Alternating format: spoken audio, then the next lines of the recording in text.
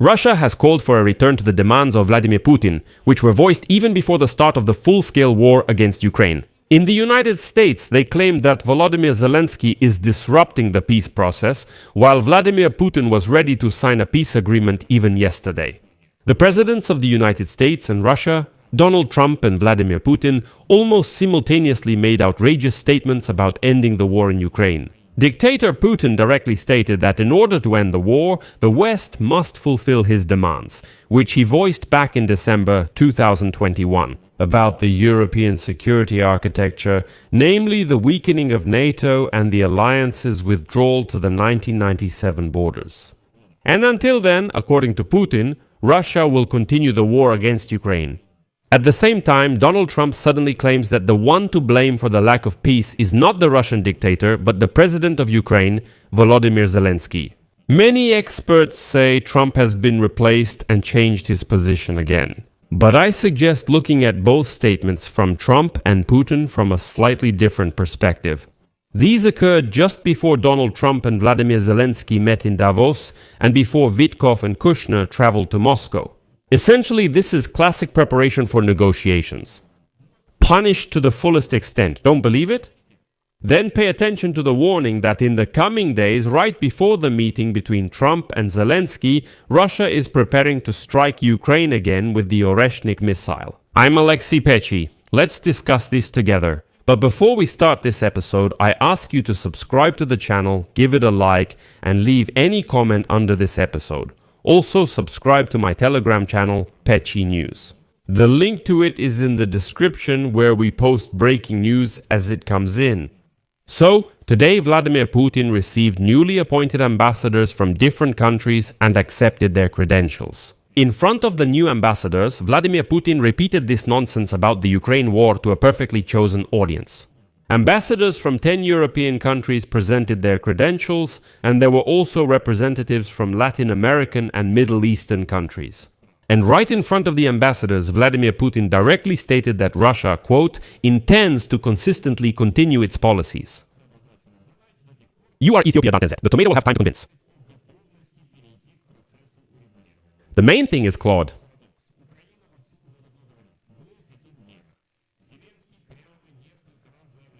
Paints Chachevo is completely equal.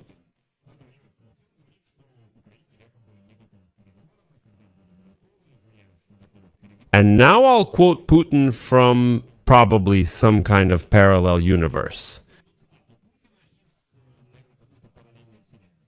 It is precisely for a long-term and sustainable peace, one that reliably guarantees the security of everyone, that our country is striving. Not everywhere, including in Kyiv and the capitals that support it, are ready for this, but we hope that the realization of this necessity will come sooner or later. Until that happens, Russia will continue to consistently pursue its objectives. And here I'll digress a little from Putin because it's important to understand the whole picture. Today, the United States ambassador to NATO, Matthew Whitaker, stated that the settlement of Russia's war against Ukraine is now closer than ever, but the final steps to end the conflict will be the most difficult. Here's the quote: "I think that right now we are as close as we've ever been. Basically, all that's left is to close the deal." The last yard in the red zone is always the hardest. I think the same idea applies here. The last yard won't be easy, but I have a good feeling about it. But, as you know, the Russians constantly bring up new proposals when negotiations are nearing finalization. Well, that's what's happening this time too. And today, Vladimir Putin once again put forward an initiative to start discussing options for creating a fair security system, which, in his opinion, could help bring the war to an end. First, I'll quote Putin, then we'll analyze this new, but actually old message from the Kremlin. So, today, Putin stated, quote, "The crisis around Ukraine is a direct result of years of ignoring Russia's legitimate interests and a deliberate course aimed at creating a threat to our security. Let me remind you that Russia has repeatedly put forward initiatives to build a new, reliable, and fair architecture of European and global security. We believe that it would be worth returning to a substantive discussion of these initiatives in order to establish the conditions under which an agreement can be reached. And the sooner the better, for a peaceful settlement of the conflict in Ukraine." This quote is another Kremlin trap. The fact is that Putin essentially stated that the Kremlin wants the new security architecture of Europe to be discussed and agreed upon with him. For your understanding, the security architecture of Europe has long been established and is functioning. It's the North Atlantic Alliance. But why does Putin say that this issue needs to be revisited? I'll explain now. There's a reason to go back. Indeed, to the year 2021. When Moscow began the massive transfer of troops to Ukraine's borders in December 2021, Putin demanded personal security guarantees for Russia from the West. That same year, Putin claimed that, quote, Ukraine's independence is a random historical anomaly. Then Putin said Ukraine shouldn't join NATO, even though it wasn't being accepted. But the key event happened on November 18, 2021, when Putin, speaking before the board of the Russian Ministry of Foreign Affairs, stated that Russia demands legal security guarantees from the West. Although, at that point, no one was actually threatening Russia anymore. On December 1, 2021 again, speaking before European diplomats, just like today. Back then, he was also accepting letters of credence. Putin once again stated that Russia demands security guarantees. And by the end of 2021, the Kremlin had already presented its vision of Europe's security architecture to the Americans. You might wonder, what do unwashed Russians have to do with this? But Putin insisted that he should be involved in creating Europe's security architecture.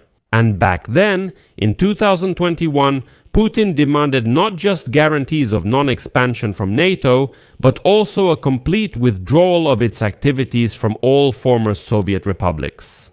This meant that NATO would have to officially expel Poland, Lithuania, Latvia, Estonia, the Czech Republic, Bulgaria, Hungary, Romania, Slovakia, Slovenia, Albania, Croatia, and Montenegro from its ranks. You might say, wait, there are not only former Soviet republics on this list. That's correct. But the thing is, in December 2021, in one of the points, Putin demanded that NATO, quote, withdraw from the territory of countries that became NATO members after 1997 all armed forces and military infrastructure of foreign states. And all the countries listed are exactly those who joined NATO after 1997. Moreover, Putin at that time demanded that NATO significantly reduce the number of military exercises in Europe. And also, Putin demanded that the United States completely remove its nuclear weapons from Europe, take away all the missiles, and so on and so on. There are many similar points, but they all boil down to one thing: Europe should become defenseless against Russian aggression. And all, let's say, Eastern European countries, in fact, should leave NATO, and NATO as an alliance should remain just on paper, nothing more. Obviously, NATO did not agree to this, and then Russia decided to punish NATO with a war against Ukraine. Yes, it sounds odd, but Putin, backed out of attacking NATO and instead attacked Ukraine. And now Putin says that to end the war in Ukraine, it's necessary to return to those very demands of Russia about a new security architecture in Europe. That is, to revisit the issue he brought up in December 2021. At the same time, United States President Donald Trump drastically changes his rhetoric and shocks everyone with his statements. The President of the United States stated that it is Kyiv, not Moscow, that is holding back a potential peace agreement to resolve the war. This left the Europeans stunned. Trump suddenly declares that Russian President Vladimir Putin is ready to end the conflict, but according to him, Zelensky is showing less willingness. When asked why United States-led negotiations have not yet led to a settlement, Trump answered briefly, quote, Zelensky. Russia quickly responded, with Kremlin spokesman Peskov now declaring, quote, last year we already said that, of course, it has long been time for Zelensky to take responsibility and make the appropriate decision. They aren't doing this in Kyiv yet, so it's unsurprising to hear Putin claim Kyiv isn't ready for peace. He is simply playing along with Trump, but Trump is also playing along with Putin on his side, and this is where a subtle but dirty diplomatic game begins.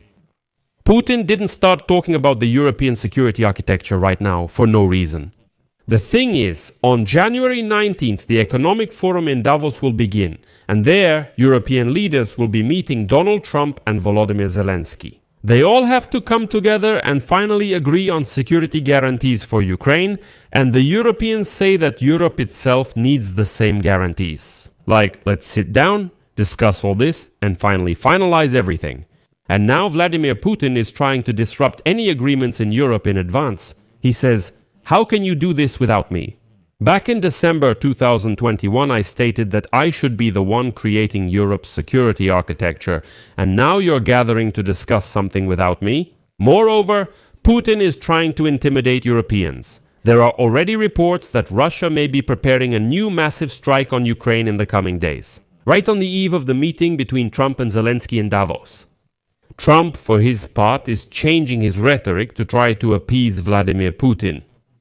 The thing is, right after meeting with Zelensky and European leaders in Davos, Trump sends his envoys Witkoff and Kushner to Moscow to meet with Putin, and it's in Trump's interest for the Kremlin to believe that the Americans are on their side again.